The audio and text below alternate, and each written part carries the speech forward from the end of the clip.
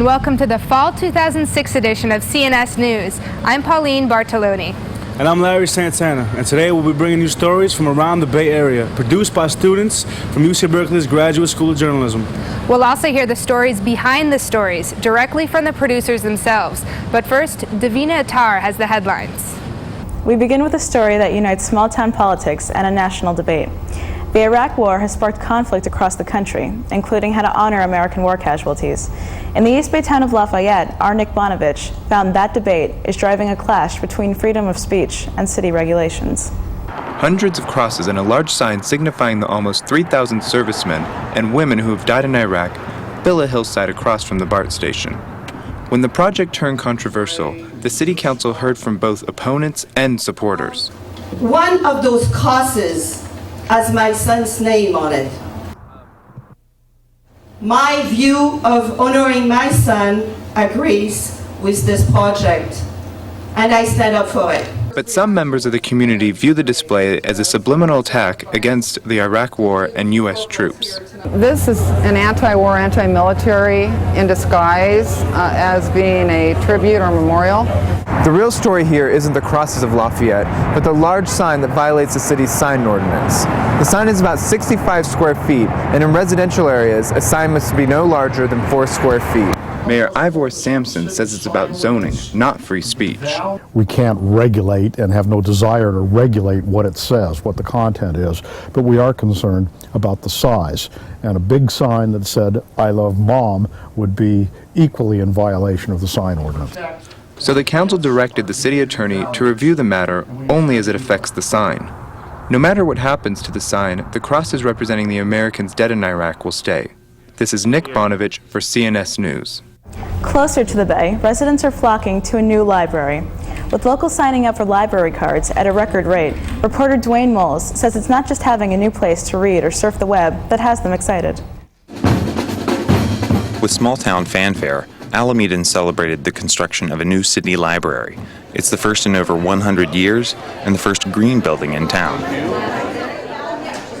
Green technology permeates the library, from the recycled steel used to frame the structure to the ecologically harvested wood for the bookshelves. Since the eco-friendly nature of many of these features might go unnoticed, designers left a little reminder that green building comes in many shades. Through this window, patrons can see the innovative insulation, recycled, shredded blue jeans. The new library is the first building in the city with the potential to earn a Leadership in Energy and Environmental Design, or LEED certification, the national benchmark for building green. But that can only happen after it's inspected and approved. City officials will stay green to the end. When they file their final LEED application next week, they'll save a few trees by submitting everything electronically. This is Dianne Moles for CNS News. On the UC campus, a grove of live oaks just outside Memorial Stadium stands in the path of a university development project. For weeks, environmental activists have mounted a grassroots protest on campus, in the grove, and even up in the trees. This is just one small symptom of the overall larger problem of the university not taking into consideration environmental concerns when they're developing buildings. Some of the oaks are over 100 years old. Tree sitters and the Save the Oaks Coalition said they'll remain. Berkeley's Mayor Tom Bates said the city will sue UC Regents. Inside Memorial Stadium, the Cal football team wrapped up its season with a win over Bay Area rival Stanford. Despite the victory, reporter Clayton Warfolk says some Bear fans have mixed feelings about a season that began with national title hopes. Over 70,000 fans flocked to Memorial Stadium on Saturday to watch Cal square off with Stanford in the 109th annual Big Game. Big Game programs right here! The 21st ranked Bears defeated the Cardinal 26-17 for their 5th straight Big Game win. The victory capped off a season in which Cal went 9-3, undefeated at home, and earned a program best 4th straight bowl bid. But back-to-back losses late in the season crushed Cal fans' hopes of returning to the Rose Bowl for the first time since 1959. Coach Jeff Tedford described the season as highly emotional. While we're disappointed that we didn't win the conference and go to the Rose Bowl and those type of things, I'm still very, very proud of this team. Now, Bears, you feel me? For the fans, a win against Stanford and a trip to the Holiday Bowl later this month will suffice. This is Clayton Warfolk for CNS News. With the Cal victory and an upset by UCLA over powerhouse USC, the Bears earned a share of the conference title for the first time since 1975. That's it for headlines. I'm Dianne. Back to you, Larry and Pauline. Just 8 miles from the UC Berkeley campus is California's most dangerous city. So far this year, Richmond has had 40 homicides and residents are fed up. For a month this fall, they turned a parking lot into a tent city, a movement that has touched many in the Bay Area. Sean Arison reports. For many in Richmond, it's been a tough year. Former gang member Freddie Jackson realized he'd had enough after violence erupted during a memorial service. And when the shooting happened inside the funeral home, that's when I got on the phone and started calling the community leaders that could help me try to bring some of this violence to an end. One of those leaders was Reverend Andre Shoemake. He emphasized a new approach. If you always do what you've always done, you'll always get what you've always gotten. So they took a page from the civil rights era sit-ins. Residents began camping in the very same areas where the homicides occurred. They called it Tent City. We've come together here in Tent City to draw attention to the issue, because unless we realize that we are a city that is sick with homicides, then the healing would never begin. The makeshift collection of picnic tables and tents became a gathering place for concerned citizens. Donations sustained the effort. The camp became an unofficial forum for the anti-violence effort. But like you say, you have to have a plan after this. After this, what's next? I'm saying we have to get jobs for the kids, some kind of programs. City officials granted organizers a 30-day permit to remain in the park. Tent City expanded to 3 other locations in Richmond. We had no inclination that it would take off as it has. In the 6 weeks the residents camped out, there were 2 homicides, far below the average rate. But one of those homicides occurred just blocks away from the original Tent City. We'll never be able to stop all the homicides, but we want to curve them down very low. That may seem like a defeat, but for those so accustomed to violence, at least it's a start. This is Sean Arison for CNS News. The only thing you really were hearing about Richmond was the homicides. And this was a story where people were just sick of waiting on the police and then decided to do something for themselves. A shopkeeper across the street told us a bunch of things off the record in terms of how violence has affected his life and his business. Showed me bullet holes in the walls, talked about how once Tent City was taken down, things would go back to normal, i.e. more violence.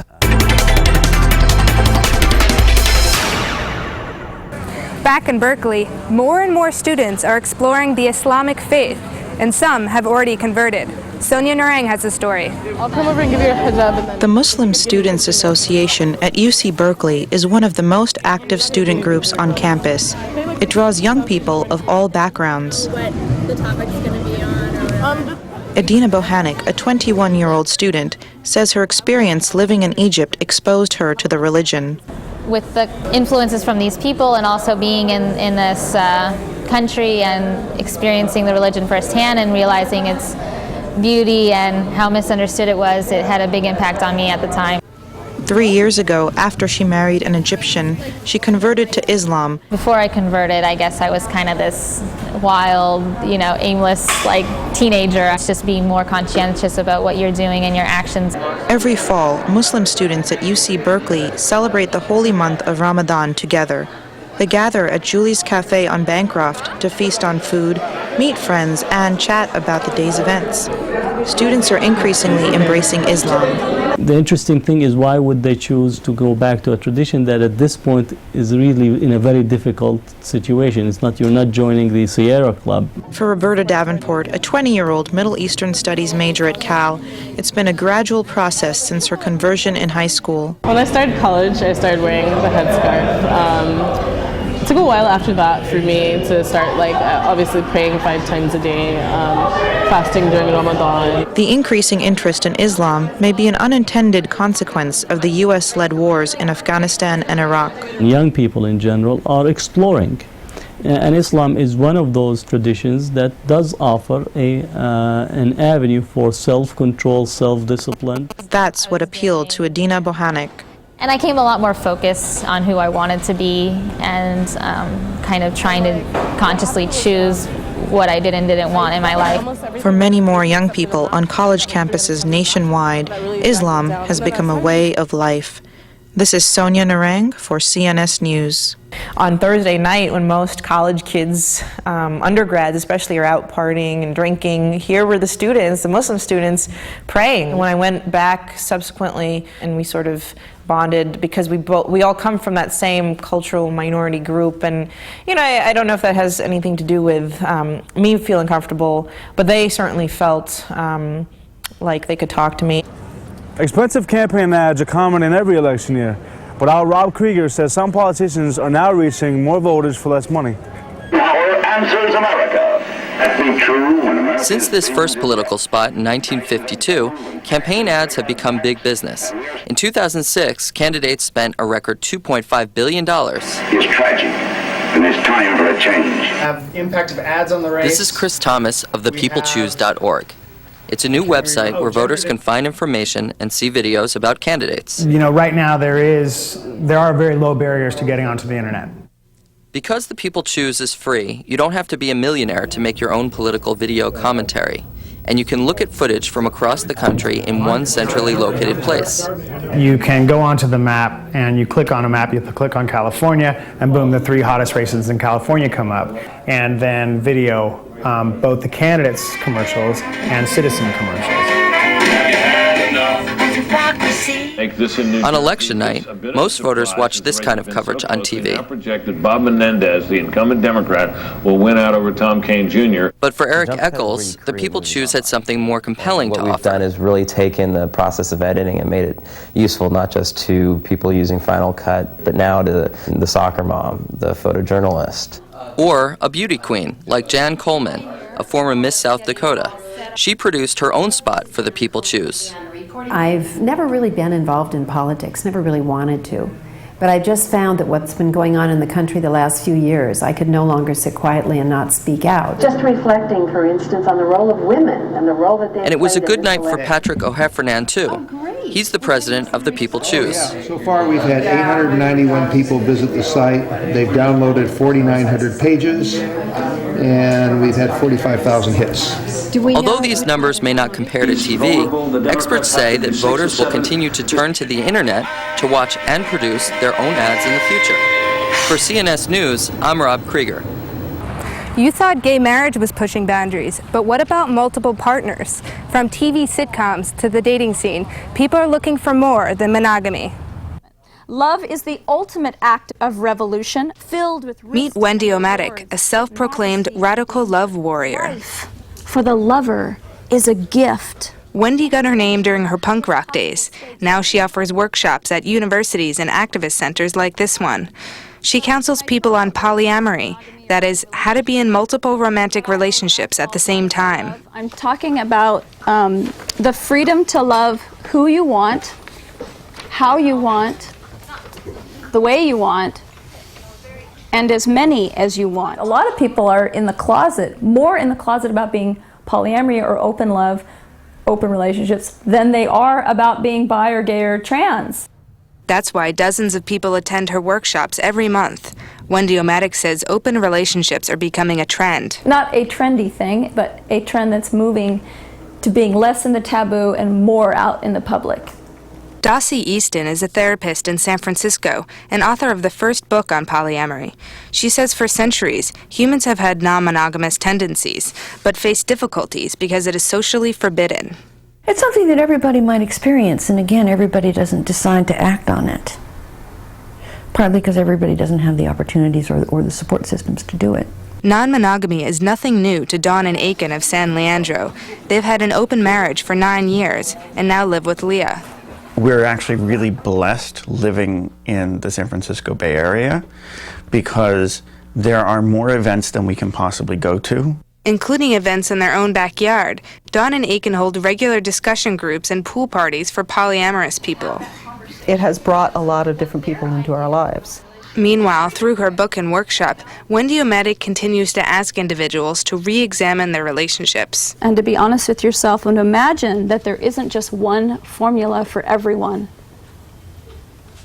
Wendy O'Maddock says juggling relationships isn't for everyone. What's most important is that people find what's best for them. And now for a different kind of juggling. Math and art don't always mix, but Fulvio Paolocci discovered some Stanford grad students that are using brain power to bring the two together.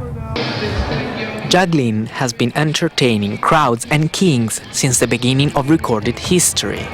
The ancient art survives today as a hobby for people all over the world. Here in Berkeley, there is an annual festival that draws hundreds of fans. The artistic soul of juggling is the community. That community includes artists, students, professionals, and some who just love it. Juggling is increasingly popular in the United States, but there are few formal ways to learn it. Many agree the best schools of juggling are based in Europe, where the circus has a long tradition. But California is the place where jugglers are breaking new ground, and are doing this with computers. At Stanford, juggling is serious. Not a sport, not an art, but an exact science. Meet Nilfred Picciotto, Google engineer, Stanford graduate student, and juggling expert. We're a group, we call ourselves the Stanford Juggling Research Institute.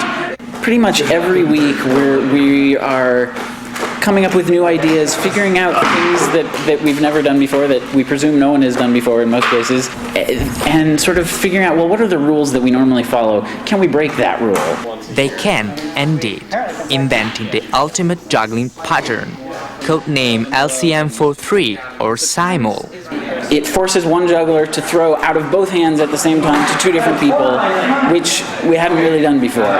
It took several tries before I could actually make my hands do it because, you know, the muscle memory, you're not used to doing that. It's hard to do it the first time. But people who have heard about this pattern from other jugglers have come up to me and asked, can you show me the LCM43? And here comes Simul. Juggling has gone digital, but remains a very human art.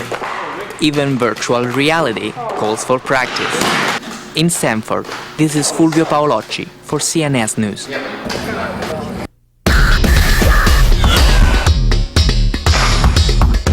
The Oakland homicide rate is at a 10-year high. This year alone, there have been over 140 of them. Our reporter Brian Pollock went to East Oakland. He talked to some people who are trying to knock out the problem before it begins. Kids at the East Oakland Boxing Association have seen their share of violence. I got a lot of friends who are in gangs, and a lot of gangs. I walk away from it. I ain't gotta be in no gang. That's not my thing. You know what I'm saying? Boxing is 18-year-old Daryl's thing since he first came to the gym and met coach and mentor Raul Legura. He comes from a broken home. He just recently left his house like a few months ago and decided to train really hard. I had nothing to do really, so I started coming down here and boxing. So this gave me something to do when I'm not at school or nothing. Former Golden Gloves champ Stanley Garcia started the program because he knows what it's like. He grew up here in East Oakland. There's more murders here. It's just tough. These kids, it's tough for them.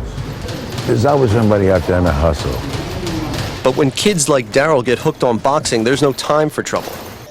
Their hours are spent practicing and building stamina. When I first come here, I couldn't hit the speed bag. I couldn't hit the heavy bags. I couldn't jump rope. I couldn't do none of that. 2 weeks later, I was able to do all that. But there's more to this gym than raw physical training. Coach Legura sees the boys transform. I've seen cases in which they are more confident and have more self-esteem in themselves, and I think that is taking themselves out of the ghetto, you know. So take that little step, jab, go on to it, right? Fighting might seem a strange way to keep kids away from violence, but that is a matter of perspective. I'd rather have them communicate through their fists in a controlled environment than picking up a gun and putting lead in each other. A sentiment shared by all. This is Brian Pollock, CNS News, Oakland. Well, one of the things that the coach Stanley Garcia told me at the end, I said, you know, hey, what are some of the success stories? Now, one of the stories that he said was about a guy who came back one day and he said, thanks, coach, you know, and Garcia was like, for what? He said, when I was in the joint, this place was the only thing that used to make me smile.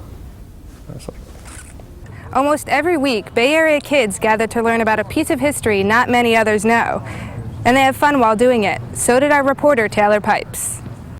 As the sun sets over San Francisco, ghost of Navy past lives on across the bay in Alameda.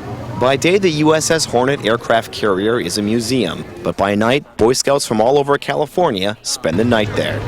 Pillows, sleeping bags, and enough gear for a tour of duty fill the pier. First stop, up the planks into the ship for an orientation.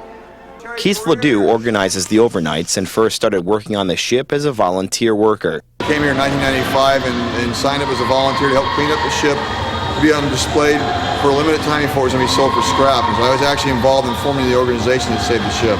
Yellow jackets peppered with badges signify tour docents that lead scouts across the ship. Allie Brown is one of them. Being able to come down and spend the night on the ship is just a great opportunity. I wish it was there for me when I was younger, but I'm catching up now. So far, 500,000 kids have spent the night on the Hornet. They learn its involvement in World War II and how the ship worked. Travis Wolf Penley learned how the jets take off. There's this catapult that launches them. But the program is more than just badges and tours. Any youth group can come and learn a forgotten time in our history. Boy Scouts, Girl Scouts, Cub Scouts, we have 4-H, church groups, YMCA.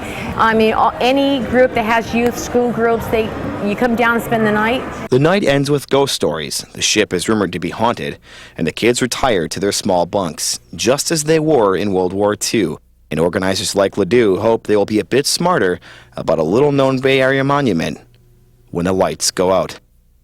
In Alameda, Taylor Pipes reporting for CNS News. It's a pretty historic ship. It was involved in the Apollo 11 and Apollo 12 rescue missions, and it's sitting here in the Bay Area, kind of hidden away in Alameda, and come nightfall, these kids just love being on this ship. The part that I thought was the most difficult was trying to interview kids, keep them composed, ask interesting questions. And it seems like a lot of questions you ask kids, they elicits a response, yes, no, awesome, and that's kind of it. And now we'll look at how online dating is helping singles who are HIV positive meet each other. Aditya Samamurthy has a story. Dianne Haddock of Santa Rosa says internet dating has changed her love life. When the internet first came out, I think I was kind of afraid that people were going to find out who I was, where I lived, and that I had AIDS, kind of thing. But then once I got into it. What she got into was Pause Personals, a dating site for HIV positive singles. It's helping POS people meet other positive people. And it's helping Dianne find romance. HIV dating sites such as Pause Match, HIVnet, and Pause Personals, which has 33,000 members, are increasingly attracting positive singles. I've dated quite a few different people. I mean, I've flown all over the place and, pretty much gotten to see the United States from the sites. Not all positive singles share her experience. David Weinman, who has lived with the virus for more than 20 years, is a member of the HIV Prevention Planning Council. Weinman says HIV dating sites have little participation in San Francisco.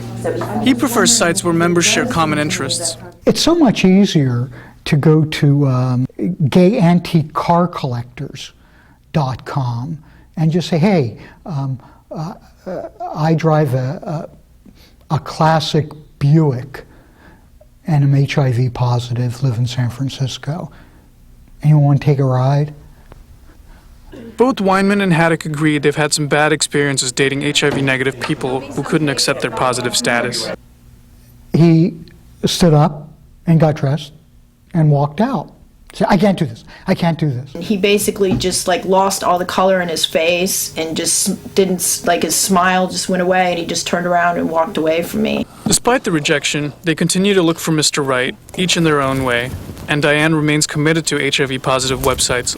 I'm moving on again and looking again and pretty much, seeing what else is out there. I'm going to jump right back in like everything else. I want somebody that's going to enjoy life as much as I do. This is Aditya Samamurthy for CNS News. As far as misconceptions go, I didn't know anything about it. So other than, my personal experience with one of my high school friends, but I knew nothing about it. Dianne, for example, who's sort of the protagonist in this little piece that I did, if I was to meet her on the street, I would have no idea. She's not shooting drugs. She's not doing, she's not the kind of person that I would have thought would have been contracting HIV. So. When Cody's bookstore closed this summer, people worried about the future of Telegraph Avenue. The city has a plan, but Clayton Warfolk wonders whether the street's special character will survive. I Patrick, it's Andy. It's been 5 months since Andy Ross closed the doors to Cody's Books, the most famous bookstore on Berkeley's most famous street. Closing down Cody's and Telegraph was a heartbreaking experience for me and clearly for many people in the community. 2 other Cody's remain open in the Bay Area, but it was the shop on the corner of Telegraph and Haste, recently leased to a Halloween store, that earned Cody's its reputation as a haven for activists, intellectuals, and legendary characters during the 60s. The bookstore is only the latest business on Telegraph to fall on hard times. Well, the Adidas store here is brand new. City officials, like the mayor's chief of staff, Cisco DeVries, hope to reverse that trend. We've got 30,000 students, we've got 15,000 staff and faculty, we've got a great neighborhood here, we've got transit. There's no reason this shouldn't be a thriving avenue. When Cody's closed, Mayor Tom Bates pledged $250,000 to clean up what some complain has become a squalid and crime-ridden street. In some ways, the plan is working. Pete's Coffee is among a handful of new chain stores to open on Telegraph.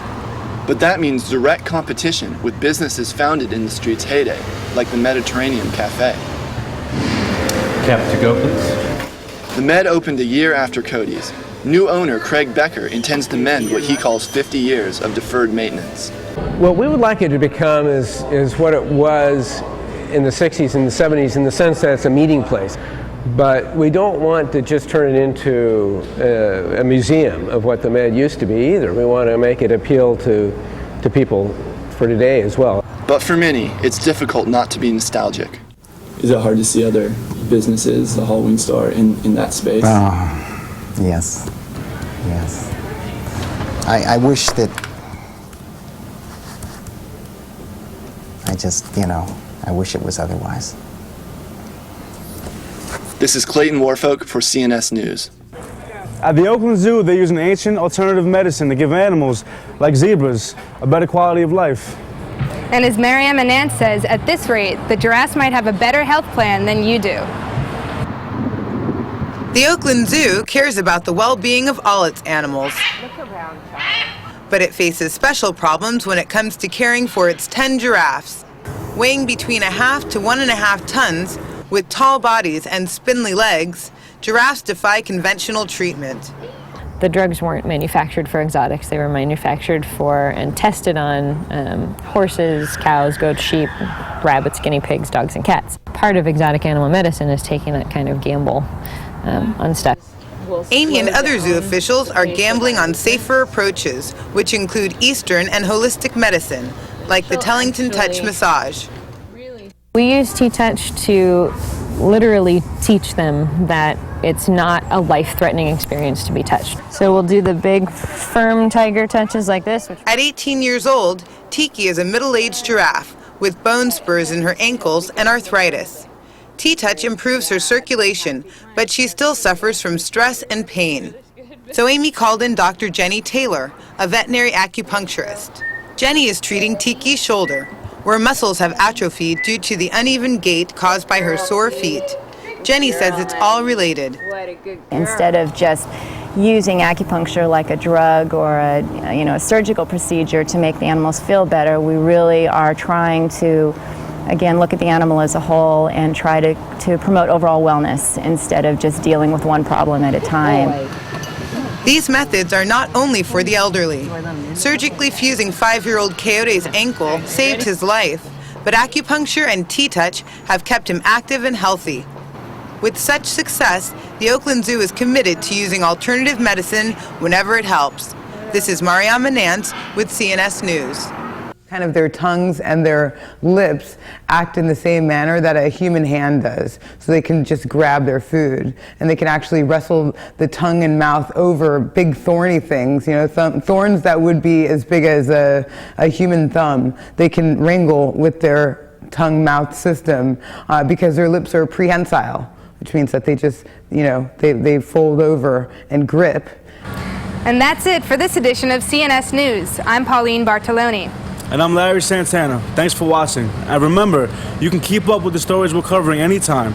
Just Google Northgate News online. Good night.